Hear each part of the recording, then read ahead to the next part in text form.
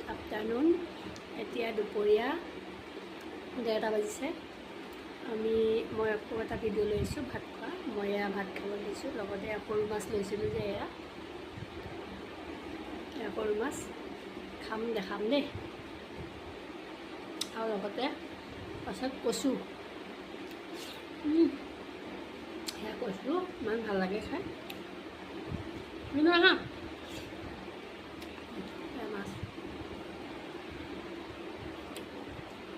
মোৱা মাছ ইমান মজা।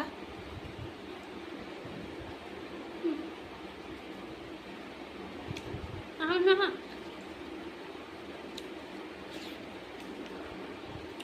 আজি একদম অসমীয়া থলুৱা খাদ্য, কচু আৰু মাছ, সৰু মাছ। আপোনালোকে খাই কেনেকুৱা পাই জনাব দেই, মই কিন্তু বহুত ভাল পাওঁ।